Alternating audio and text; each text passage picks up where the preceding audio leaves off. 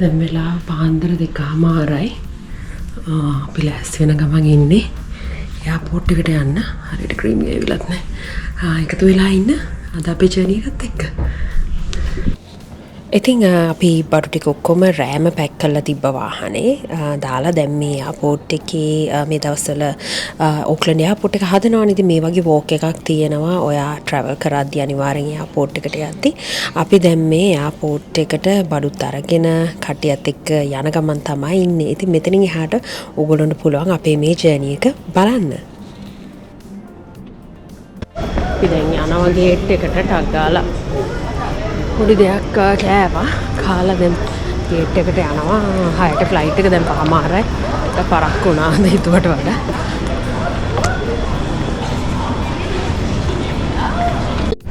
දැන් ෆ්ලයිට් එකට බෝඩ් වුණා. ready to go? Yeah, I'm so excited. Tenok. Are you ready?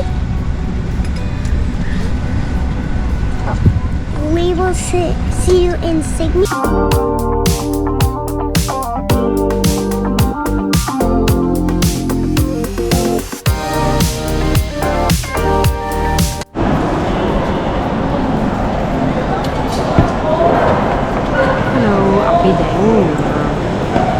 Airport එකේ ඉන්නේ. මෙතන ට්‍රාන්සිට් එක ගන්න. ට්‍රාන්සිට් එක අපි පැය 2:00ක් තුනක් වගේ තියෙන්නේ. 9 ඉගාට අපි ලෑන්ඩ් වෙන 9:00ට පැය 2ක් වගේ තමයි 10:00 මාට වෙන්න තියෙන්නේ. අපි දැන් පොඩ්ඩක් මොන හරි කාලා කට්ටියත් එක්ක ආපහු බෝඩ් දෙන්න ඉන්නවා. ඩෙස්ටිනේෂන් එක අද කියන්නේ. කොහොම එකතු වෙලා ඉන්න අපි ගියාම පෙන්නන අපි කොහෙටද යන්නේ කියලා. ඉතින් අපේ ඇනිවර්සරි ඇනිවර්සරි ගේට්වේ එක තමයි අද. අපි ඇනිවර්සරි එකට අපි යන ට්‍රැවල් එක තමයි. No.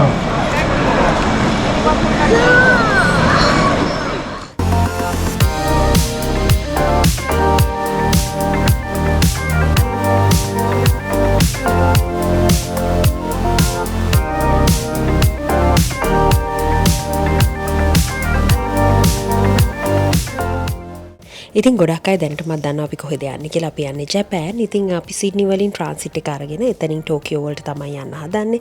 ඉතින් කොන්ටස් තමයි මේ පාර අපි ෆ්ලයි කරන එයාලයින් එකේ. ඉතින් ට්‍රාන්සිට් එකේ අපිට පැය 2:00ක් තිබ්බා.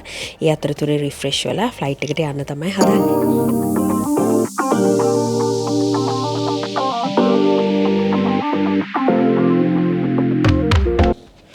ඉතින් අපිට නිව්සීලන්ඩ් ඉඳලා සිඩ්නි වලට පැය 3:00ක 4ක ෆ්ලයිට් එකක් තිබ්බ. ඊට පස්සේ ට්‍රාන්සිට් එක ඊළඟට එතන ඉඳලා පැය 10ක් තිබ්බ ටෝකියෝ වලට. ඉතින් එක දිගට යනවට වඩා මැද ට්‍රාන්සිට් එකක් තියෙන එකත් හොඳයි. එකක් බබාලට එතකොට අමාරු නෑ. අපිට උනත් පොඩ්ඩක් එළියට ගිහිල්ලා ආපහු රිෆ්‍රෙෂ් වෙලා යන්න පුළුවන්. අනිත් එක දැන් මේ දෙන්නා සිංගප්පූ ගියා, ඩුබායි ගියා, ලංකාවට ගියා. පැය 10-15 ෆ්ලයිට්ස් අරගෙන තියෙන හින්දා එදෙන දැන් මේ ටයිම්ස් වලට හුරුයි. ඉතින් ඒ හින්දා මේ ජර්නි එක ඇත්තටම අපිට පැය 10 ෆ්ලයි කරන්න පොඩ්ඩක්වත් අමාරු නැහැ. ඒක ඇත්තටම සතුටුයි.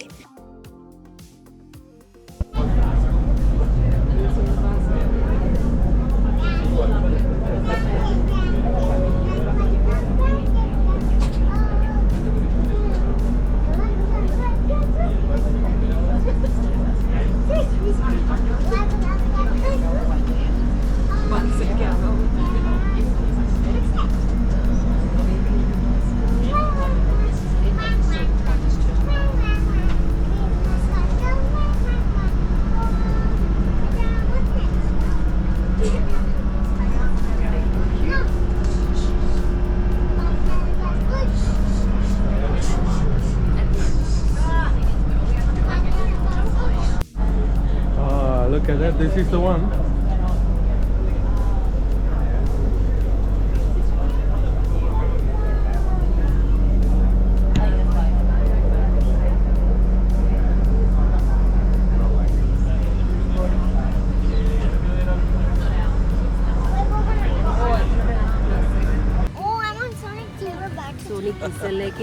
I'm Sonic 3. I'm on Sonic 3.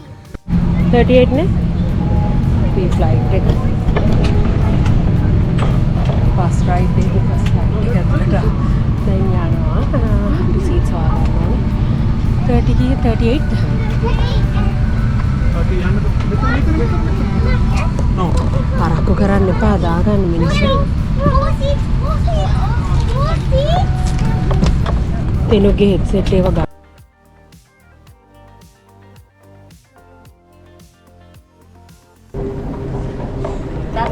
අපි දැන් ලෑන්ඩ් කරා බෑග්ස් ගන්න යනවා. බෑග්ස් අරගෙන පෙන්නන්න ඕගොල්ලන්ට අපි කොහෙටද ආවේ කියලා. වටෙන් පිටින් නම් බලා ගන්න පුළුවන්. ඒ වුණාට අපි ඉස්සරහට ගිහිල්ලා පෙන්නන්න.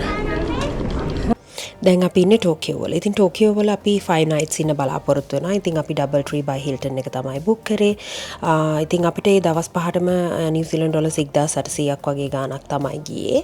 අපි දැන් මොකද මම බුක් කරන වෙලාවේ ඩීල් එකක් තිබ්බා සහ මට booking.com එකේ ඒගොල්ලෝගේ තියෙනවා levels. ඉතින් ඒකේ level එකේ highest level එකටම ගියාම 25%, 30%, 10% ඔය වගේ discounted rate වලට හොඳ hotels හම්බ වෙනවා. ඉතින් ඒ හින්දා අපිට Hilton එක book කරන්න හම්බුණා. අනිත් එක මේක මාර ළඟ ඔයගොල්ලන්ට පේනවා ඇති මෙතන මේ trains යන train station එකක් තියෙනවා walking distance කන තැන් ඔය වගේ දේවල් බලලා තමයි අපි ටෝකියෝ වල ගොඩක් වෙලාවට තැන් හැම එකක්ම book කරේ. especially හැම දෙයකම public transport ගන්න ඕන හින්දා සහ ටිකක් walk කරන්න තියෙනවා කියන එක අපි කලින්ම දැනගෙන තිබ්බ හින්දා අපි හොටෙල්ස් හැම එකක්ම බුක් කරද්දි ඇතුලේ කම්ෆර්ටබල් ද කියනවට වඩා එළියේ අපිට කොච්චර දේවල් වලට ළඟද පහසුව ගැන හිතලා තමයි හැමදේම බුක් කරේ. මොකද අපි දන්නවා ඉස්සරහට අපිට තියෙන්නේ චැලෙන්ජින් ටයිම් එකක් දවස් 14ක් අපි ඉන්නවා ජපාන් වල.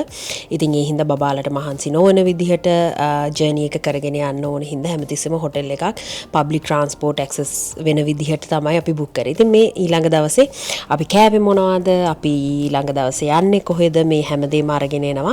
ඉතින් ගොඩක් වෙලාවට ෆ්ලයිට් ෆුඩ් රිවිව් කරන්න මේ පාර එතකොට ෆ්ලයිට් එකේ ගොඩක් දේවල් වීඩියෝ කරේ නැහැ හිතුව තමයි ඕගොල්ලෝ කලින් වීඩියෝස් වල දැකලා ඇති. ඉතින් කොන්ටස් එකේ කෑම not bad අර ලොකු රසක් නම් තිබුණ නැහැ. ඒක ඉතින් Tamanට හම්බෙන මීල් එක අනුව ඩේ එක අනුව වෙනස් වෙනවා ඇති. හැබැයි අපිට යන දවස් නම් එච්චර එහෙම ලොකු ටේස්ටි ෆුඩ්ස් නෙවෙයි හම්බුනේ. ඉතින් ඒ හින්දා මම අර ඒක ලොකට රෙකෝඩ් කරෙත් නැහැ. මේ සහ අපි පාන්දර නැග්ගේ. ඉතින් බ්‍රෙක්ෆාස්ට් දුන්නේ normal omelette එකක් big beans ඒ වගේ දේවල් තමයි. ඉතින් ඒ හින්දා දැන් මේ අපි දෙවෙනි දවසේ ඒ කියන්නේ අපේ පළවෙනි දවස ජපාන් වල මාර වැස්සක් තිබ්බා එදා. ඉතින් ටෝකියෝ වලට අපි ගිය දවසේ වහිනවා. මොකද ඒගොල්ලෝගේ වහින කාලේ තමයි ඇවිල්ලා තින්නේ. ඉතින් ඒ හින්දා සහ අපි තව දේවල් කරා. අපි හැමදේම කරේ පබ්ලික් ට්‍රාන්ස්පෝර්ට් අරගෙන. එතකොට කන්න බොන්න මේ දේවල් කිසිම දෙයක් චැලෙන්ජ් එකක් උන්නේ නැහැ. හැමදේම මාර කන්වීනියන්ට්. රටක් විදිහට හැමදේම ඕනම කෙනෙක්ට ගිහිල්ලා ඇක්සස් කරන්න පුළුවන් විදිහට ජපාන් වල මේ දේවල් තිබුණා. ඒ වගේම කියන්න ඕනේ ගොඩක් අයට ඉංග්‍රීසි බෑ ජපාන් වල. හරි අමාරුයි කමියුනිකේට් කරගන්න. මොකද ගොඩක් දේවල් තියෙන්නේ ජපාන් ඒගොල්ලෝගේ භාෂාවෙන් තමයි. ඉතින් ඒ වුණාට Google Translate තියෙන හින්දා හරිම ලේසි. ඒ දේවල් බෝඩ් ඒවා අමාරු වුණාට Google Map එක ඒ වගේම Google Translate දාගත්තාම ඕන කෙනෙක් එක්ක easily communicate කරන්න පුළුවන්. අපි ඉංග්‍රීසි වලින් කියන දේ ඒක අනිත් පැත්තට යාර ජපාන් වලින් හරවලා තියෙනවා. ඉතින් ඒ හින්දා communication නම් ලොකු issue එකක් උන්නේ නැහැ. බඩු ගන්න ගියාම menus කියවන ටග් ගාලා ෆොටෝ එකක් ගත්තාම automatically translate කරලා දෙනවා මොනවාද තියෙන ingredients මේ හැමදේම. ඉතින් ඉස්සරහට එකතු වෙලා ඉන්න මෙතනින් එහාට අරගෙන එනවා අපි ජපාන් වල දවස් 14ක් ගත කරේ කොහොමද කියලා. ගිහින් එන්න.